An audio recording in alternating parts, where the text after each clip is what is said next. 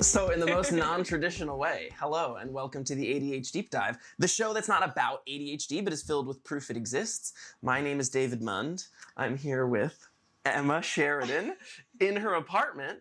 And this is a little bit different. If you're only listening to the audio version, you're going to hear some peaks and bumps and sizzles because we're cooking up dinner tonight in Emma's new apartment. And I don't know, this felt like a cool, like, Gordon Ramsay-esque talk show thing that we could do here. So, first of all, do you want to say what we're making? Sure. So, and I also realized in this moment, I don't have the recipe pulled up, so I should do that. Oh, sure. But we are making a spinach pasta bake, Mm-hmm. which should be good with some extra veggies, and, you know, we'll call some audibles with it, I'm sure. Yeah, this is not a cooking show. We're not talking about the cooking we're doing. We're just cooking while we're also talking, okay? Yeah. So, I put you on the spot just so you have something to do in this moment. Okay. Yeah, if you need to get the recipe, go ahead. I should do that. Yeah. And then when you get back in here, oh, you've already got the pastas and stuff. Mm-hmm. Okay, so, yeah, literally, Oh, wrong burner. We're off to a great start. I'm about to burn down Emma's apartment. It's insured. Yeah, we're literally just going to be cooking while we're talking, which I will start off the bat. First of all, what is in any semblance that you can explain, your relationship to cooking? Have you been, like, interested in cooking for a while? Or is this just like, because transparency to the camera or to the audience, neither of us, I think, would consider ourselves chefs or cooks or anything like that. But we just enjoy eating good food. So, like... Yes. So, the answer to all of the above is no. Okay. Not really. Also, wait, what did you ask me to do? I was going to ask you to get the pasta, but you already got it out. I did get the pasta out. I'm going to wash my hands. We're going to set this... Oh, yeah, if you want to wash your hands, go ahead. Yeah, no, I historically have not really super enjoyed cooking, but it's also just because two things. One, haven't known how to do it super well, and also, I don't know, there's something about spending all that time and energy making the thing, and then it's just gone. Yeah. It feels really defeating. The instant gratification is like that first bite, and then that feeling goes away when your plate's gone, and then you're like, man, I spent 2 hours cooking a thing that I finished in like 5 minutes. Yeah. I didn't really start doing much like cooking until I became a vegetarian. Oh, cool. Yeah, I didn't start doing much cooking until I became a vegetarian, and that was kind of because I was like sort of forced to make more things. Mm-hmm. But I was also living out in New York when I became a vegetarian, when I started trying to cook. So I didn't really have like an immediate circle of friends around me who knew how to cook. Mm-hmm. I was kind of just like winging it with like YouTube videos. And so I was like, I would cook a lot of beans. What kind of bean? I gotta know. I would get just like, see, here's the thing. I wouldn't get like canned beans. I would get like fresh beans. Mm-hmm. And my cooking journey started with just boiling beans. Like hard, like uncooked beans? Yeah. Like you had beans from scratch? Yeah, and I wasn't good at it. So by the time that I would like eat them, I'd be like, whoa, these are like very undone beans. No. So, I don't know, beyond that, like beforehand, I would do like, you know, I could like bake chicken and like grill hamburgers and hot dogs on a grill. I did enjoy grilling, which is actually kind of something I miss the more that I think about it. I haven't done much like on the grill grilling. Are you a propane and propane accessories guy? Propane. Or are you a charcoal griller? I do like me some propane.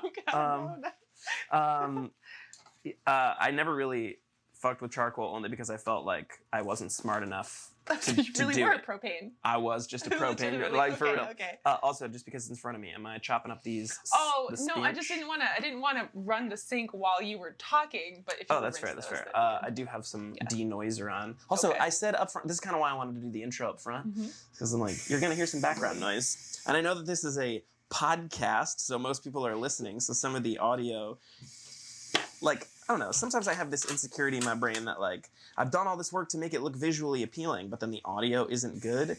And in a podcast medium, that's the one medium where it really matters most. That's true. Which I think, unfortunately, fortunately and unfortunately, I need to get better about for short films as well, because there's this like typical philosophy that like people will forgive iffy visuals, but audio like is so crucial to the experience of like viewing something that like I need to get better as a creative at audio, whether that's ADR, like doing audio stuff after the fact, or just literally in-camera audio. I need to have a better grasp on how to manipulate audio. Yeah, in the podcast medium. Well, when you say the audio is bad, what do you mean? Do you mean like it's just you can't hear, or it just the sounds noisy, like literal, like not like external noise, but like digital noise, like like the wispiness, the airiness of background noise, and like peaks and valleys. Like when you listen to a really good or watch a really good film, like the audio is part of the immersion. Like when you see a visual of an egg frying on a pan, you should hear the sizzle of the egg frying on the pan. It shouldn't just be the visual. So like it brings you in a sensory way, having good audio. So like it's just something that I would like to up my skills on. But my only way to receive audio is through my laptop speakers or just some headphones. I don't have like big speakers or stereos or anything to like get a more in-depth, immersive left and right, like peaks and valleys view of what the audio, I don't know, I'm sure I'm rambling on something. One of the things that Emma and I talked about before we got into this, is this rinsed? Yes, which we'll kind of discover in real time here, is that neither of us love to, but both of us feel like oftentimes we have to kind of talk out of our ass on a particular subject. Yeah. Cooking is one of those things where like I feel like I have a grasp on what I'm doing, but like I don't really know. Same thing with like audio. We'll talk maybe in a little bit. One of the notes, I don't know if we're going to get into it. This is a little peek behind the curtain, but one of the notes on here is about frustrations with the legality but immorality of corporations buying up houses, which is like a thing that like we both are aware of and could like conjecture about, but neither of us really know what the fuck we're talking about when it comes to that. But when you're on a podcast and you can't hit stop and you're forcing yourself to continue talking, you kind of just have to talk out your ass, because if you don't talk, it's dead air. And nothing is more uncomfortable than dead air, so I'm just gonna lie through my teeth as if I know what I'm talking about. But back on the cooking thing. Back on the cooking thing, right. Can you like tap into the nostalgia of like some meals you looked forward to as a kid? Like whatever, mom or dad's cooking or grandma's cooking or something like that, like a meal that you looked forward to when you were younger? Sure. So, I could eat my weight in homemade chicken noodle soup. Ooh. Nice. Soup in general. And it's just funny because I ate it a lot growing up, and then I was with someone for a really long time who hated soup. Okay. And who hates soup? Like, I wouldn't ever have this soup for like the past, however many years, long time. But anytime I would go home, I'd be like, Mom, I'm begging you, can you please make your soup? Yeah. And then the very first meal I learned to cook for like my own like space apartment was that soup. And I think I ate an entire crock pot of the chicken noodle soup. It was delicious. It was good. So that feels nostalgic. There's also my dad's side of the family. He makes this like stew with like beef and potatoes and like this like Worcestershire gravy. That's really, really good. I don't know how to describe it other than that. But yeah, soups and stews are my nostalgic place. All right, y'all. If you're watching the video version, see that skull? See this? This is not a punk house, it's a punk home banner. All of these things are available at catandcrew.com. That's right. They're the first sponsors. Catandcrew.com.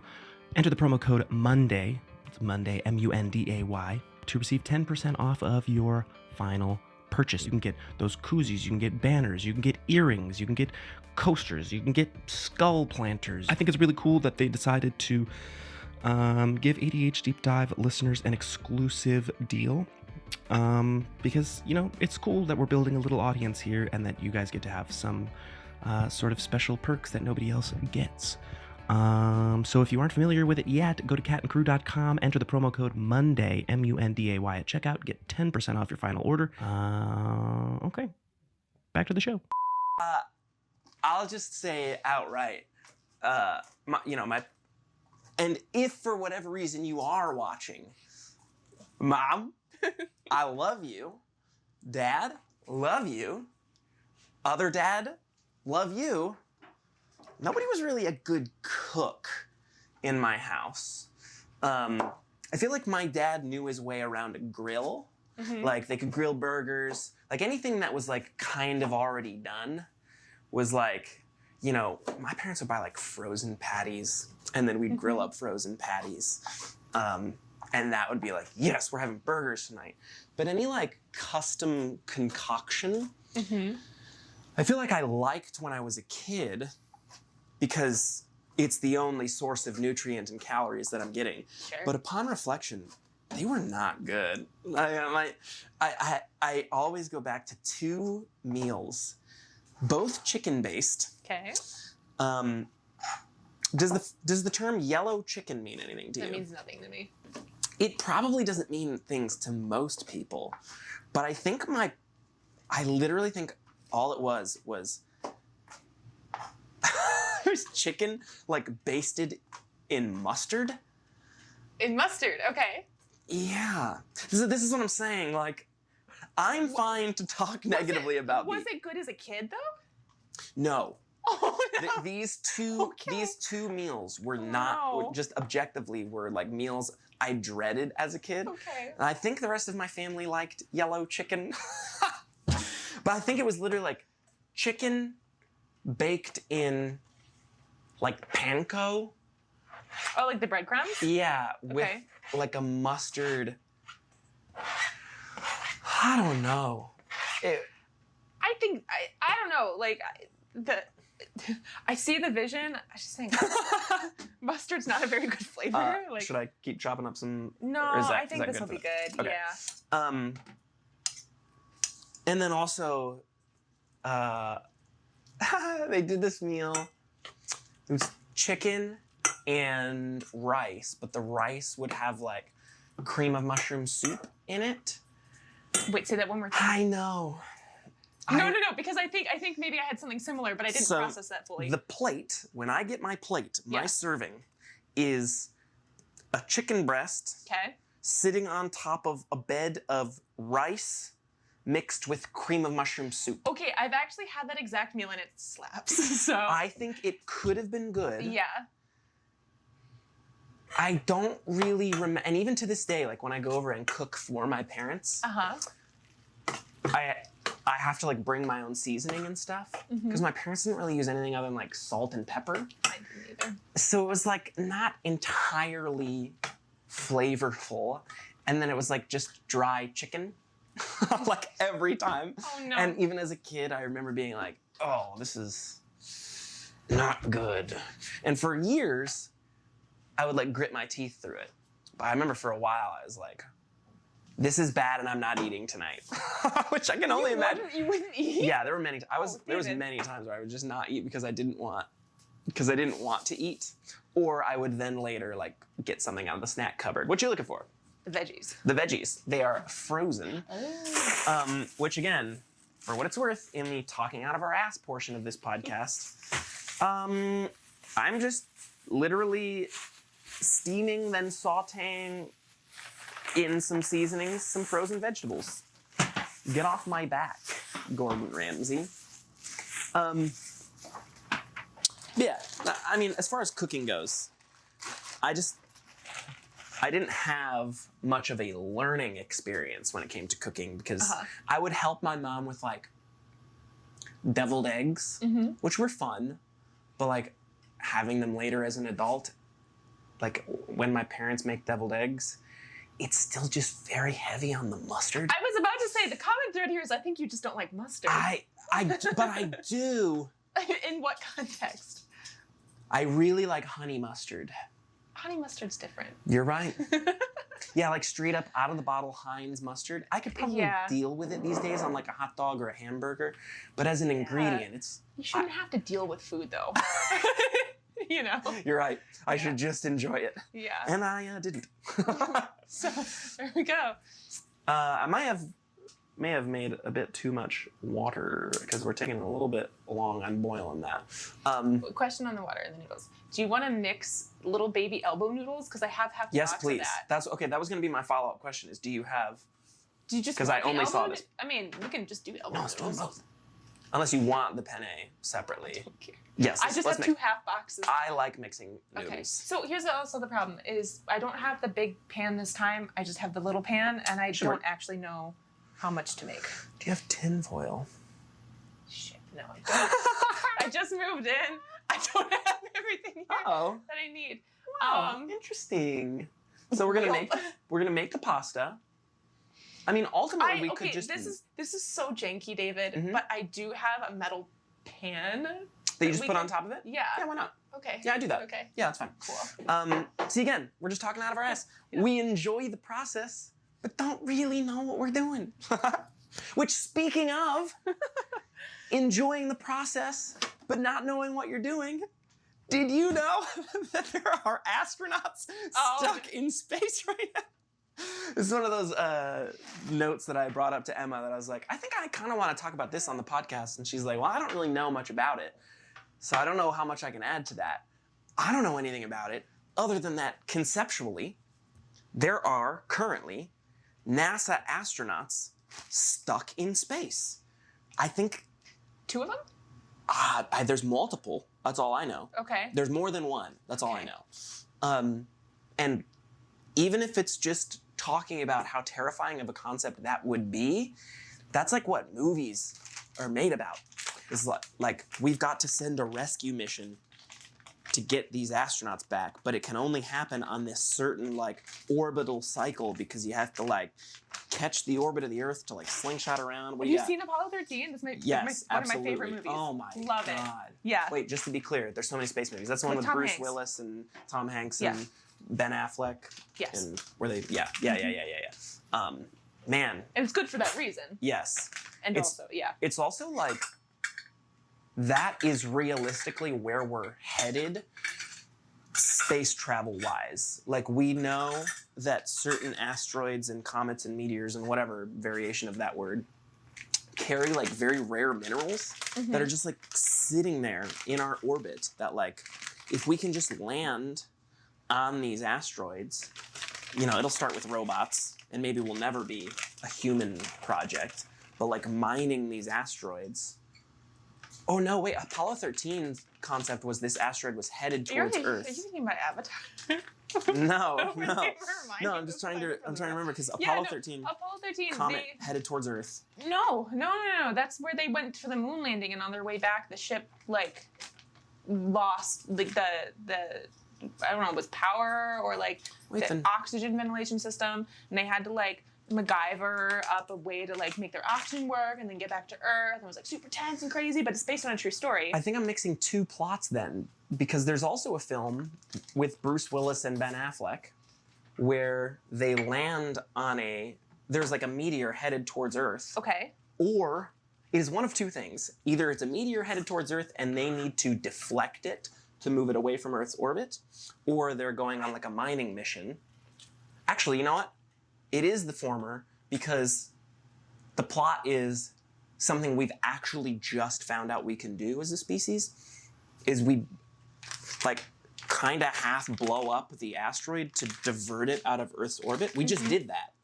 I don't know if you're aware of that. Yeah, NASA like sent basically they like land a rocket on it or near it so that its thrusters can divert push off of the asteroid to just barely like knock it off like a half centimeter so that by the time it gets in the trajectory, basically we're just figuring out if we can defend the planet from asteroids and whatever. Anyway, the whole bunch of shit goes wrong. There's only enough seats on the exit I don't remember. They have to blow up the thing. Bruce Willis dies. Spoiler. Oh, Sorry. Spoiler? Sorry. But damn, I'm mixing up a bunch of films. You would like Apollo 13 if you haven't seen it. I'm You would really positive like I have seen it. Okay. But for some reason, yeah, the thread is, I've lost it here. What is, that was just the rescue mission? So I'm gonna pull up The synopsis? official synopsis. Okay, that's fair. Apollo 1995 film. Was this the one about, This no, I'm thinking Hollywood the Challenger. drama is no, not the Challenger. This Hollywood drama is based on the events of the Apollo 13 lunar mission. Astronauts Jim Lovell, Fred Hazy, and Jack Swigert find everything going according to plan after leaving Earth's orbit. However, when an oxygen tank explodes, the scheduled moon landing is called off. Subsequent tensions within the crew and numerous technical problems threaten both the astronauts' survival and their safe return to Earth. I do now remember the visual of them finally coming home, right? Like everybody makes it, right? Yep. Okay, yeah, I do have the visual of like Tom Hanks getting off the ship and then like walking up and then like, but I'm literally mixing, I think that film's called Armageddon, if I think about it. Oh, that sounds familiar. I've not seen Armageddon. But I'm mixing that and The Martian and Apollo 13 and Independence Day. You may as well just throw Arrival in there too. That's fair. Yeah. So there's some language, there's some time travel thing. While we're on the topic of it, one of the things that we thought about doing today was watching my favorite film of all time, Interstellar. Hey, pasta or the water's boiling. Oh, okay. Hold on. Let me. What's up? I gotta figure out how much pasta we're putting in. Let's put them both in. Well, no, because it's gonna be so much. Because it expands. Oh, hold on. I just don't know if we need a full. Okay. That's fair. It's worth of pasta. While Emma is looking at what we need here, my favorite film of all time, which I may have actually not discussed on the podcast, I'm not sure, is Interstellar, which I will have to avoid talking about spoilers because Emma has not seen it. The whole plan was to show Emma for the first time, but it's also being re-released in theaters. What did we find out? December? Yeah, it just got moved to early December. Yeah, I think it was supposed for the to 10th happen anniversary in September, and then it got pushed back to December. Either way, I got to see that film by myself in a movie theater. It was just completely empty theater, and like, without getting into the plot, like, it is the most visually stunning film I've ever seen. And of course, you can like lump in the avatars and how beautiful those like world-building things are, but it's just my favorite film of all time, and maybe that's all I have to say about it. I have the Blu-ray here. Had every intention on showing Emma. Timing-wise, it may ultimately not work out today, but shit, I think that's it. That's all on that topic. So I'm interested in hearing how you managed to score an empty. That's one of the things I've always wanted to do is see a movie alone. Did you go like Monday morning? I worked at a movie theater, and by the time that I was a manager, I could see films like late at night. So like when the place is closing up. So I brought my friend Mark and his wife Carly. So I didn't see it totally 100% by myself. Okay. But I invited them into the theater. It was just the three of us. Really we cool. watched it by ourselves. So much so that when things are happening, I could stand up and pace up and down the aisle, be like, no way, this is happening right now. Yeah, I kind of miss working at the movie theater. That was maybe ultimately one of the more, I mean, I was young, but like one of the more enjoyable jobs that I had because I got either 1 or 2 free films every week. So I was like, every single week I was watching a movie. And for the longest time, I considered myself a for real intense cinephile. Yeah. Okay. And I've kind of fallen off. I don't know if it's just because of, come on now, hold up. Back in the process of blowing up Emma's apartment. Oh, it is lit. Okay. So I've also heard that because of the sheer amount, I'm saying I've heard because I guess technically it's anecdotal because I haven't watched a bunch of films, is that the sheer amount of films that have been released in the last 10 years has sort of ruined the quality of films, or rather their cultural significance. Like, films don't make as much of an impact these days in like the whatever culture, I guess. But here I am again talking out of my ass about something I don't know, because I don't know if films aren't that good these days, because I'm not watching a lot of films. What would you consider your favorite film of all time? Or if you had to lump it into a top 3. I mean, to be honest, it's just funny that it came up. Apollo 13 is up there. Oh, good. Apollo 13, and again, just funny that it comes up. Arrival. Oh my God. I love both those movies. And then it's not a movie, but it's if I had to watch anything with somebody, there's a performance art piece on Hulu called In and of Itself that means a lot to me, that I love, that I show people.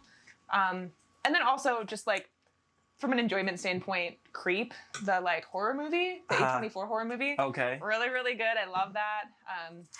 Conceptually, without spoiling it, because I think there was an intention to show me it. Yeah.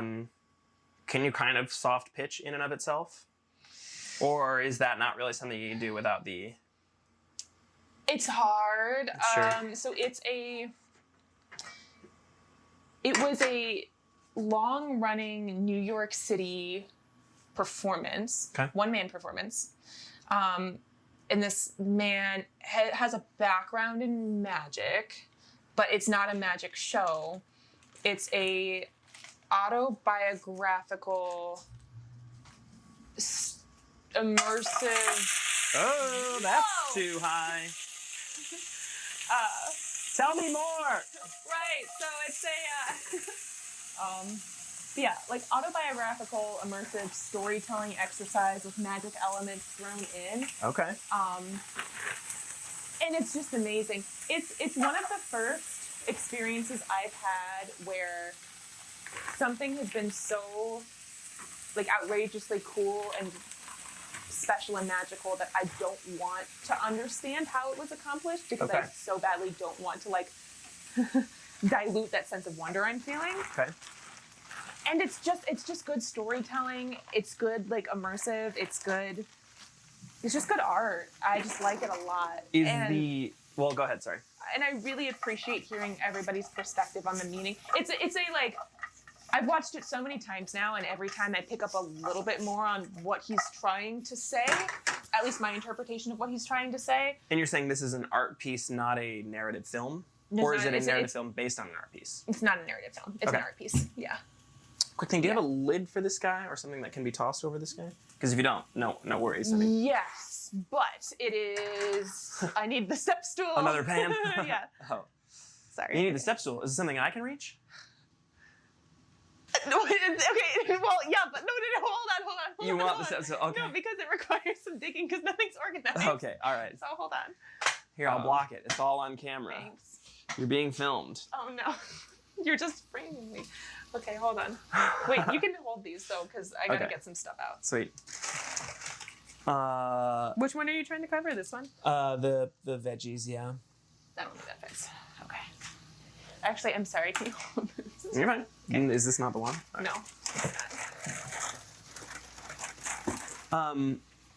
Just to fill the, like I said, the pressured dead air I was talking about.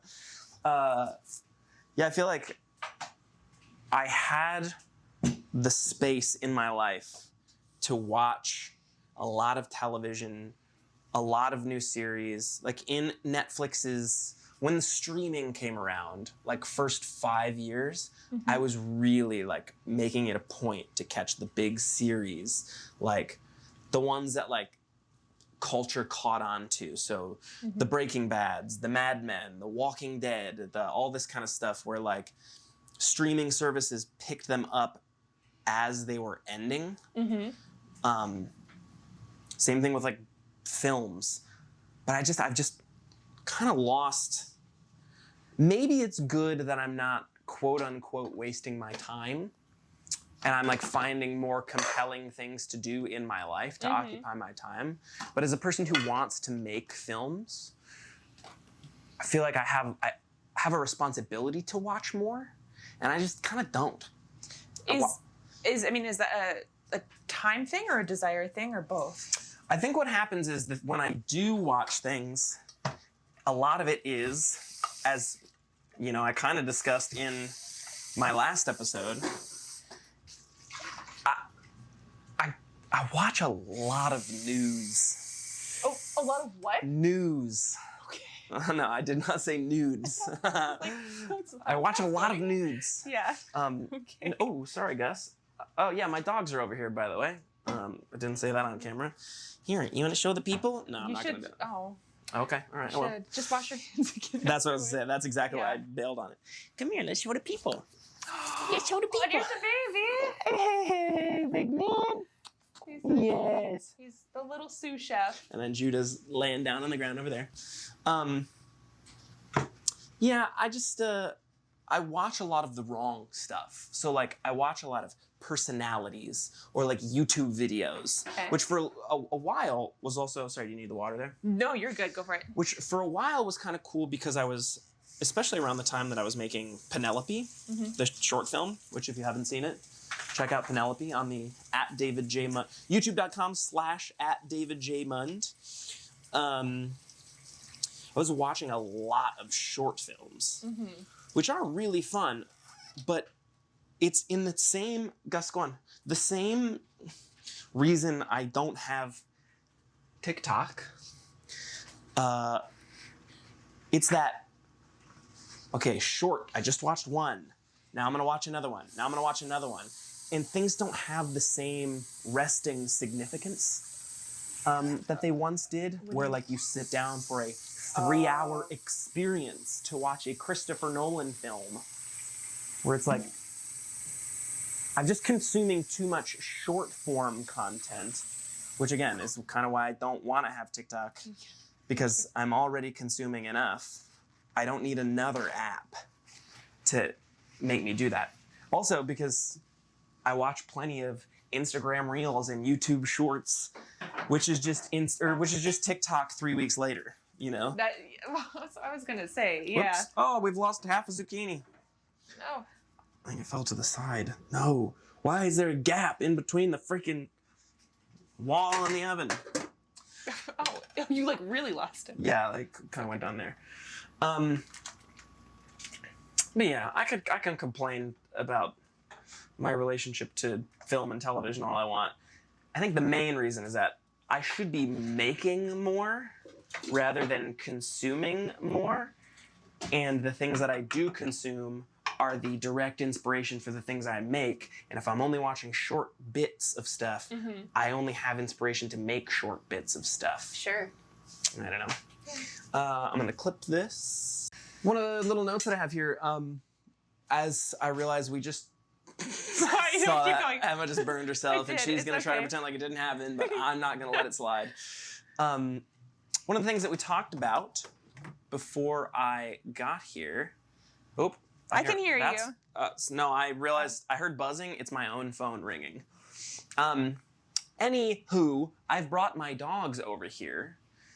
A, because I love them, and B, because if I can bring them places, I like to bring them places. But as with many people who have dogs, I myself get a little bit of separation anxiety when I think about leaving them home when I don't have to. Like, even though I know they don't know that they could have come with me. Oh, you're hang on. You're dumping it towards yourself. You're not like, well, I mean, you can do that. It just seems scary. I don't bend this way. Okay, all right. Okay. All right. I'm sorry. I'm now self-conscious. I've been pouring this way for 28 years. There's Well, I guess not as a... Hey, that's kind of a fun visual. You're getting lost in the steam there. Anyways, on the separation anxiety of it all, you've got a doggy yourself that has his own type of separation anxiety. Only because you know what we're leading to. Do you think you're comfortable kind of taking the floor, talking about what that experience is going to be like for you? Will you take... Well, actually, no, I want something to do with my hands. Yep. Okay. So Timber, my dog, hold on, this is Your big dog. my big dog. He's 90-ish Pounds, not years old. No. He's yeah. 90. He's an old man. No, he's a young boy. He's 90 something pounds. He's a big old hound dog. But He ain't nothing but a hound dog. he is so much more than a hound dog. Oh God, I breathed that in directly. Yep. Didn't like that. So we're gonna mix the pasta sauce and the ricotta in there. Okay. And then we're gonna put it in the pan. Okay. Should I put the veggie in first, or should we do that Well, after? I'll chop the veggies if Okay. you're okay with them being Yep. chopped. Yep, I would prefer it, actually. So he's a good boy. The problem is, so I just moved into this apartment from a house, and he doesn't see this as a home space. Which, for the record, yet. he's being dog sat right now. That's why. Yes, he's being dog sat. Yep. So he's with his another dog that he's comfortable with, another person he's comfortable with, because I brought him here to the apartment, and the very first night I had him over, I did have him. It was late, and so I brought him in, and he's such a chill dog. Like, he doesn't really bark at things. He isn't super reactive. Like, I can leave him alone, and he's Flor Zucchini, thank you. Flor Zucchini. I can leave him alone, and I never have to worry about him. But I brought him inside, and then I went to go back out to my car to get some just boxes and things I was bringing in, and this dog, even though he doesn't really bark, when he does bark, he shouts. Because he's a hound. Yeah, he howls. He howls. Quick interruption here. Sure. What temp are we putting this on? Do you know? To bake? I'm betting 350, but I'm betting 425. Okay, all right. Go ahead. He howls. He howls, and it's late, and I'm like, oh God, I need to go get this box in my car at this lunch. 350. Okay, all right, you win. Sorry. Fair enough. Okay, he howls. He howls. Yeah. And I realized that as soon as I stepped out the door, he's he's panting because he's anxious. He's just worked up because he doesn't know what this space is. He just starts howling and howling and howling. And he is also he's a really hard time being calmed down when he is anxious. Great example. Historically, I used to have a Roomba, and the way he, you know where this goes. Yeah. So he barked and barked and barked and barked and barked and howled and howled and howled at this thing nonstop, almost obsessively, until one day finally he stopped because he'd been exposed to it enough.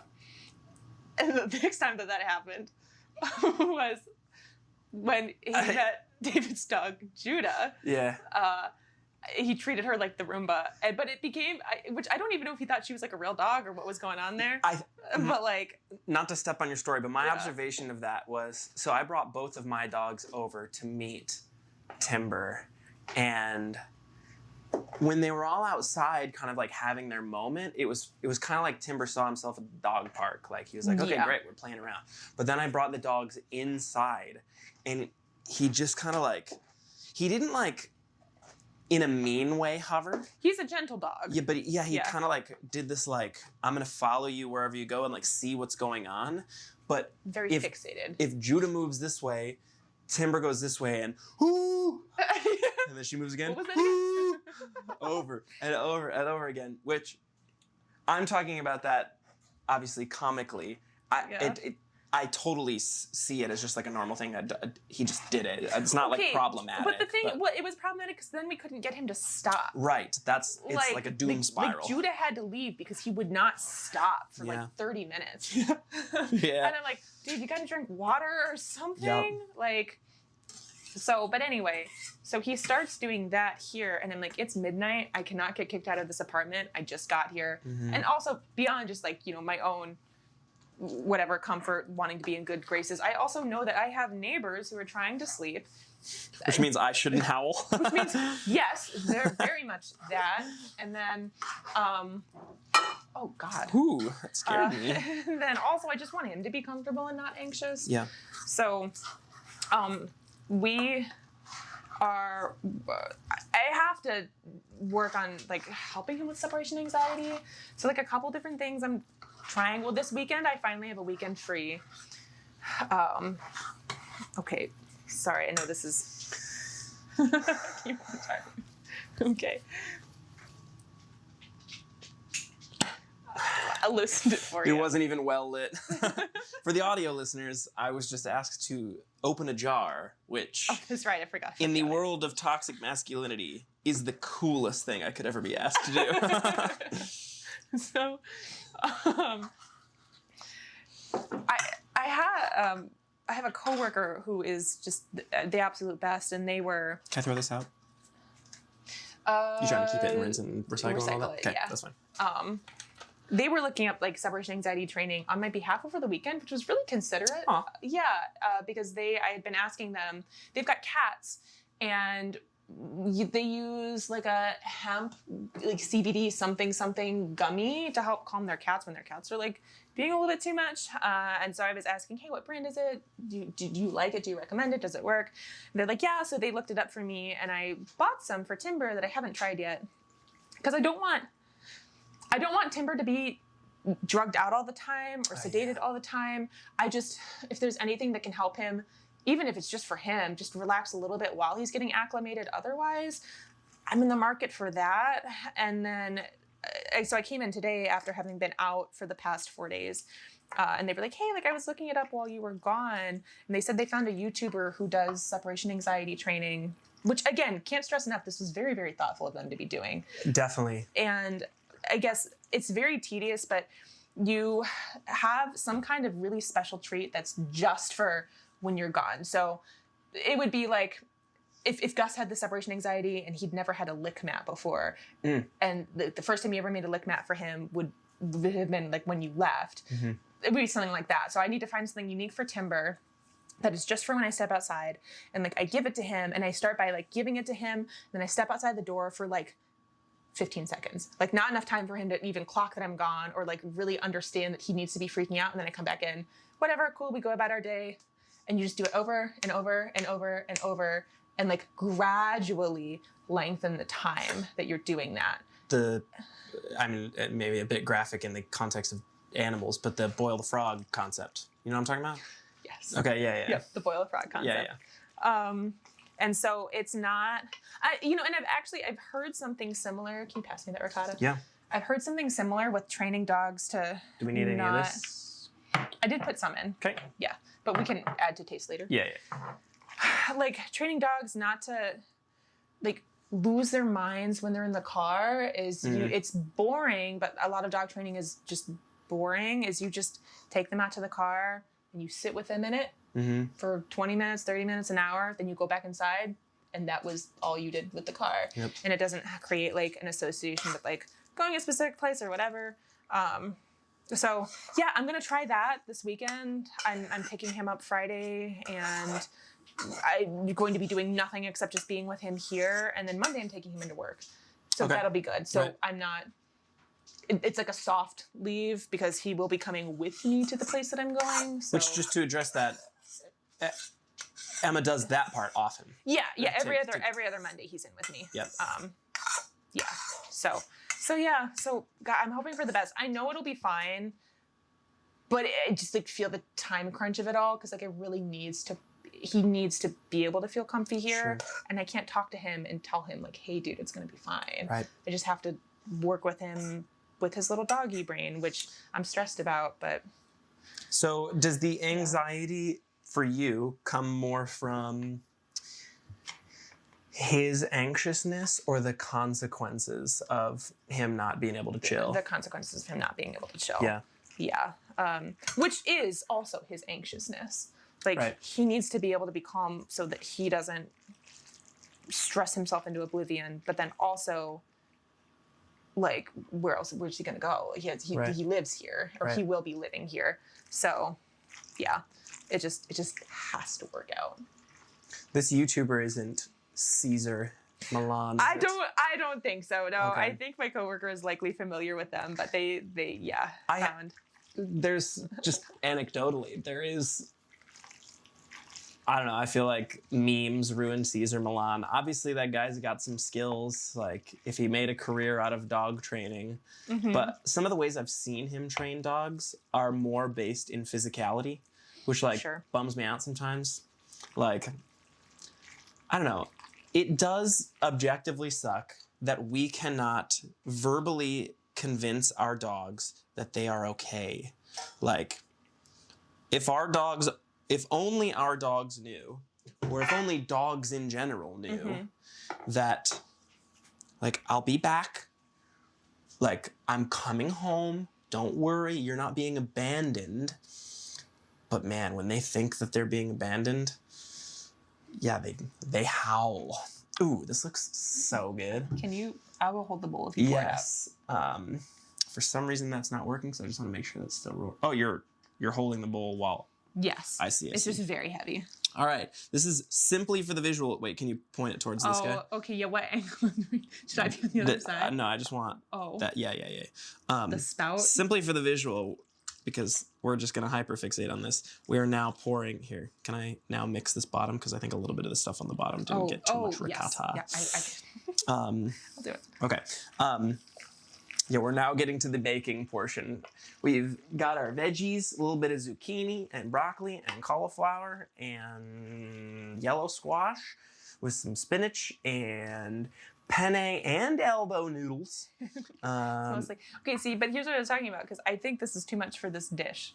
You think so? Yeah. Then the I rest think will just be unbaked pasta. Well, we can do 2 dishes. I've got some. Or 2 small dishes. There you go. Okay. In the meantime, just for sensory reasons, I'm just going to keep stirring this. Okay. Yeah, objectively, like, maybe it's not even good to think this way, but how do you think it will go? Do you see that in the cards for Timber being able to kind of calm down? Yeah, I feel Yeah. positive about this weekend. Good. I think also. Sorry, lots of noise. You're good. I think a softer version of the stepping outside and trying to desensitize him that way. Will be stepping out onto my porch and like having the door shut, or like having the screen shut, and then after he's fine with the screen, like having the door shut. After he's cool with that, like having the blinds, because then I'm not in the space, but he knows I'm right there. Yep. You just want to stop his eye line, like. Yes. Yeah. Okay. We are now at 350 degrees, which in this moment, unless you were just about to say something podcast related. Nope. I'm going to cut the camera, and we'll come back after the next phase. All right. We're now about to toss the dishes in to bake the pasta. And while we're talking about baking, let's talk about heat. This is totally unrelated to everything that we've been talking about this entire podcast, and it's kind of coming out of left field. And Judah, if you bark in this apartment, I will beat you. You hear that? AS. Oh! Yeah. You can't see me, but I'm beating my dog off camera. You stop. It's gruesome. Maybe I'll save half of that conversation. Basically, I posted the other day on my Instagram that I was going to embody my most sincere Bill Burr and just kind of rant about things. I think I'll save that for the solo episodes. Okay. But just anecdotally, I want to tell you a thing that happened, because Emma and I have gone into town and rode some e-scooters recently. Yeah, we did. Which is like my new favorite thing in the world to do. I live about 8 minutes of a drive from downtown. And I'm going to let you figure out this. I was gonna Do you say, need to just move let me- that one down? I'm going to move it down around. Is that what you were worried about? Okay, do you need gloves? I've got gloves. No. So there are e-scooters in Grand Rapids that you can. So it's just tied to, if you're not familiar, which I'm sure you are, listener, because you are intelligent individual, and you could piece together with context clues anyway. But there are e-scooters that are tied to like an app that I think is actually technically owned by Uber or one of those, Lyft, that kind of thing. And you just pull up the app and you can see a bunch of scooters near Grand Rapids. There's freaking hundreds of them downtown and downtown adjacent. And from my house to downtown Grand Rapids is like $4 to ride on an e-scooter.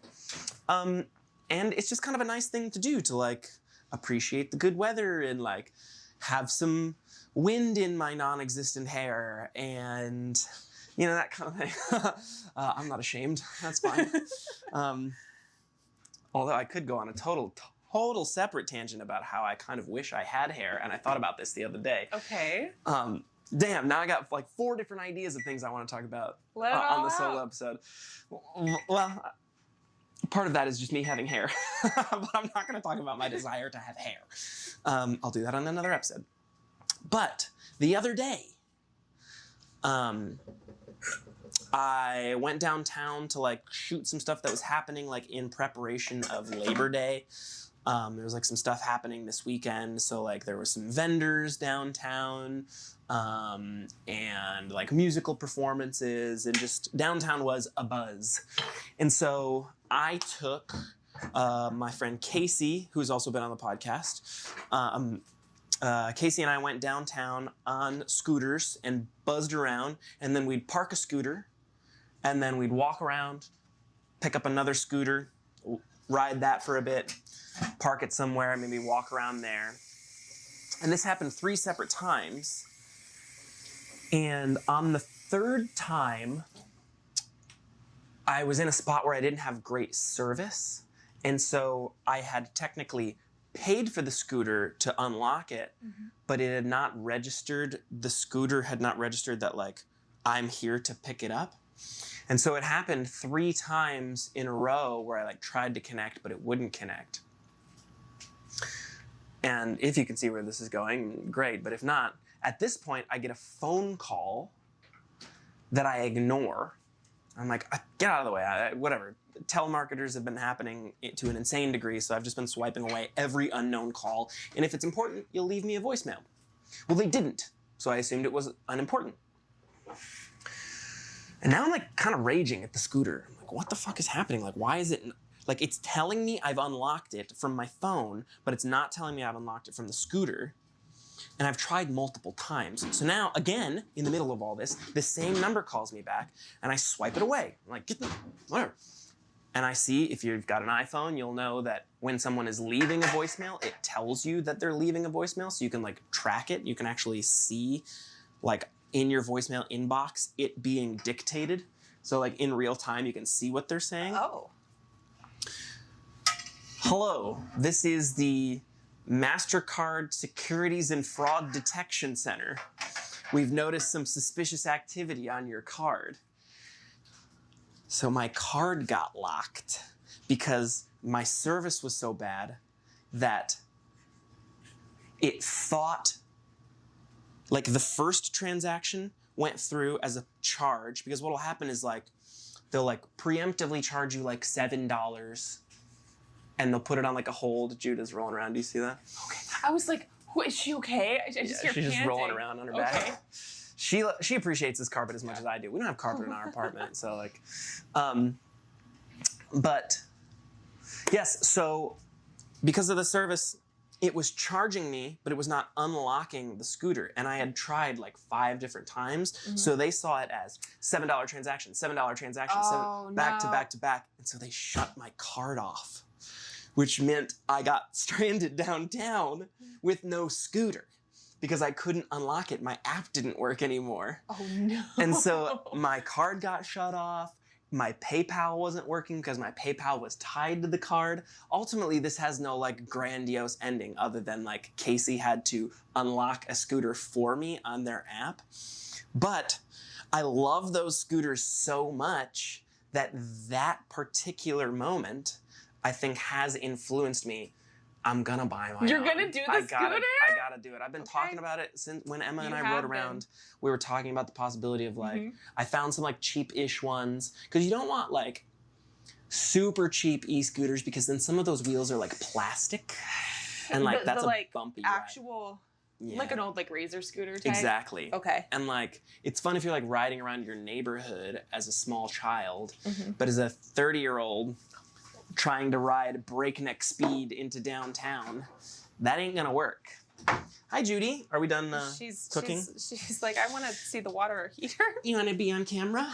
So, anyways, all that to say, I think I'm gonna buy an e-scooter. Okay. Well, congratulations. Thank you very much. It does also have its own like lending example, which I think you kind of offshoot said that like you were interested in talking about, which we don't need to go down a whole rabbit hole, but like it's just still the summer, Mm-hmm. and like as a bald ginger, I really hate the sun. I really hate the sun.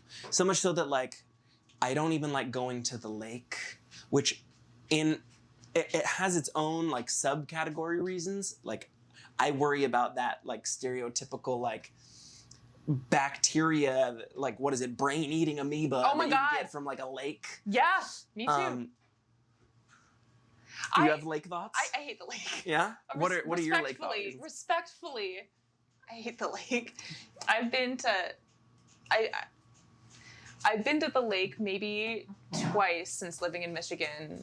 I've lived in Michigan 4 years, 2020, yeah, 4-ish years, and the lake is beautiful. The lake is a beautiful alternative if you're a beach person and you don't like how stinky the ocean is. Well, I don't know. Is the lake stinky? Lakes can get pretty stinky. Okay, well, maybe not then. Sure. But I'm not a beach person. I Yeah. don't really like the beach. And also, Even beachside? Yeah, same. Like, what am I gonna do? Bask in the sun? yes. You do like, okay, so do you go out like tanning? No, I'm just a lizard. Okay. All right. I just get You just perch cold. yourself on something. I just get cold. But and just swimming in general, I'm not a strong swimmer. Okay. Have I told you that story about the camp I went to as a counselor? I don't think so, but even if you did, they don't know. They don't know. Quickly before that story, though, because I have to share this, is just that swimming is just disgusting. Yes. Because it's just, listen. I'm still listening. I'm just stepping off camera. Okay. Look for my charger. Okay. But go ahead. Tell me about how swimming is disgusting, because it is. I have a better story. I have a better story than the one I was. No, I can't. Wait, what was the story I was going to tell? I don't Swimming remember. is disgusting. You don't like lakes. You're a lizard. I don't remember which story, but I will tell you. I will tell you the pool story. So, pools are gross because I guess people pee in pools. You guess? I guess because I can't like I you don't wouldn't pee in a understand. pool. I yeah, see. I don't understand. Well, people pee in pools. I know. I'm not that guy, but people pee in pools. I know. Yeah. Which is like so it's like yuck to me, because why do you want to be marinating in that? Like I can't take a bath without like showering first because I don't want to be like I can't tell if that's judgment or like agreement. I'm making a visual thing for myself to cut this if you are uncomfortable by this. Do you pee in the shower? No. No? Okay. All right. Yeah. That is a much more popular thing than you might be aware of then. Okay. Okay. Well, I'm going to cut that anyway. Okay. So I can be in ignorant bliss sometimes for water parks. Same. Like Yeah. I will dissociate enough to not think about it if it means I get to go down a water slide. Yes. Yeah. But like even this apartment complex I just moved into, like it's got a pool, cool, whatever. There's a huge selling point for some people, but I like, yeah. especially if there's kids. Another exception Especially is if there's kids. if like it's an adult, like a grown ass adult who I know and I trust, who like put the pool in, and like they're not like I know they're not pool peers. Like it's their pool. I'll swim in their pool. Okay. Yeah. That's fun. But otherwise, because I know, like it's sanitary, like the chlorine kills it, whatever. I don't care. No. I don't care. It also takes time to kill it. Yeah. Like if I'm swimming through a pool while someone is peeing, it doesn't kill it on contact. You know what I mean? Yeah. But this pool story. So the pool story. So when I was a kid, we like moved around a lot, but one of the houses that we lived in. Okay, you do. Yes. Yep. 15 minutes, 16 minutes. One of the houses we lived in did have a pool, and I, for the record, didn't pee in the pool back then either. So I had invited a girl over to come swimming, and we were, doing our thing, swimming, playing. And I remember like swimming through the deep end, and I looked down, and I'm like, oh, that's weird. There's a leaf in the pool. No! How did a leaf get in the pool? Because everything was No, Emma, no. And yeah. So, listener, you know where this is going. And also, for context, we're probably 6 or 7 years old. Old enough to know better. Okay. And so I see it, whatever. And then later we find out somebody had pooped in the pool. Okay. It wasn't me. It wasn't my brother. We are neither pool peers nor pool poopers. So Poopers, it had to have been this other girl. And my mom said the girl changed her out of her bathing suit into her day clothes in our bathroom, as one would if they're over at someone's house. And she left her bathing suit out to dry. But I guess when it dried, there was like poop all over the inside of the bathing suit, and it dried into these poop flakes on our bathroom floor. I never saw it. No. But my mom said it was the foulest smelling, like just awful. And so my mom calls this girl's mom and is like, I can say her name, Sarah. Sarah, why would you do that? Pool poop. Yeah. She's like, Sarah pooped in our pool, and the mom's like, Sarah would never do that. But I just know when Sarah got home with her crusty, flaky, poopy, Oh my God. pool, like, onesie, whatever, that her mom knew. And we never got an apology, and we had to drain the pool. Yeah. And, like, bleach it and everything. So people pee and poop in pools, especially children, is the thing, right? So definitely small children. Yeah. I will not, like the public pool type thing. Yeah. I'm probably in the same boat as you. Like, if it's somebody's pool that I know they take care of and they don't have a family, I might be interested in swimming in that. But I'm not even, same concept. Not a strong swimmer. Yeah. I'm not like interested in like seeing how far I can get out or like the exercise that is swimming. And I am so fair-skinned that being in a pool usually means being outside. Yeah. I'm definitely not going in an outdoor pool because that, no matter how much sunscreen I put on, I will burn after an hour. Yeah. Seriously, like no matter how much no sunscreen? question. No question. Wow. The degree to which the burn is give or take, but I can't tan. Like my skin does not, I won't tan. That's so interesting. Pool pooping. So something else. That's the name Sorry, of the I feel episode. so strongly about this. Pooping in the pool with Emma Sheridan. That's this episode. That's what this episode's called. So you would be amazed how many times I've heard people say, or like women say, like, if you're on your period and you go in the pool, it just stops it for a while.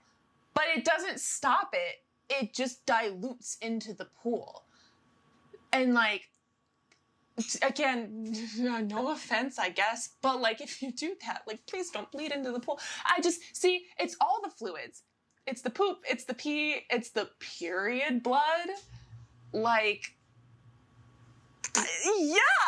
So I don't know if you've ever considered that one being a man, but Pooping, peeing, perioding. It's too in much the for me. pool. And then you add, so back to the lake though. And where the fish are doing all of the above as well. Yes. And I can't. Fish are known for having their period in the lake. It is gross. That's exactly the one I was referring to. It is gross. Yeah, that scares me more.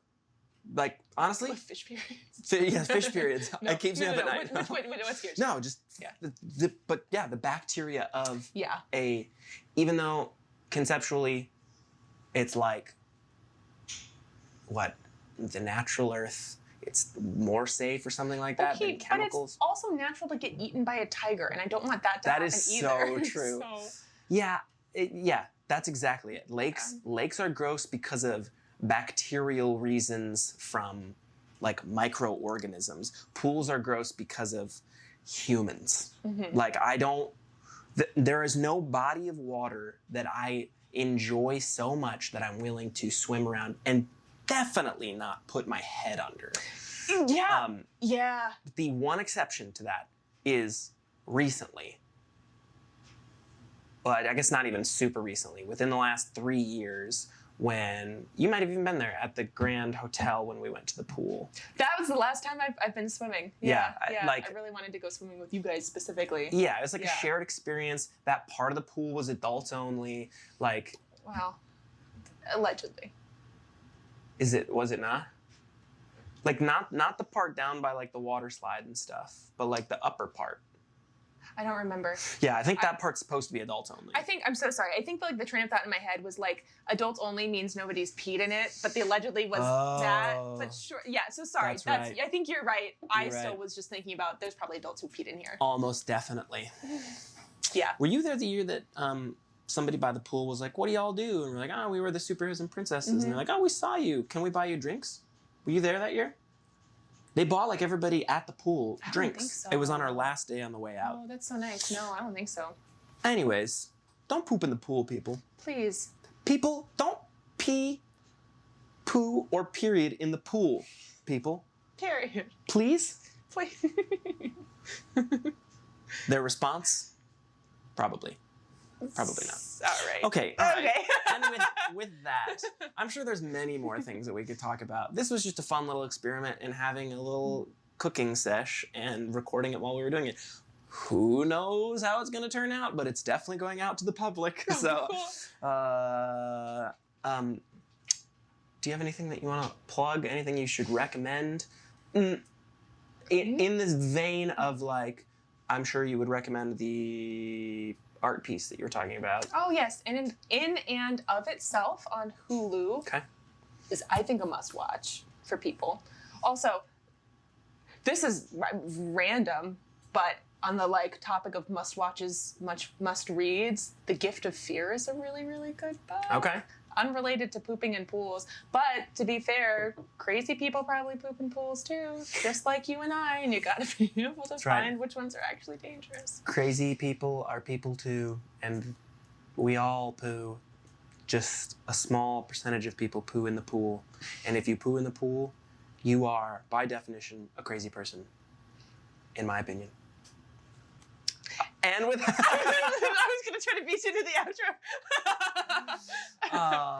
thank you for tuning in to the A.D.H.Deep-Dive, the show that was clearly just not about ADHD, but filled with proof it exists.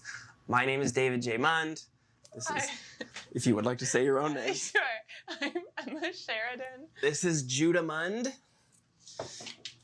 This is Gustav. He knows he's getting picked up. He's not a fan. This is Gustavo Mund. We love you, and we'll see you next time. Whatever that is.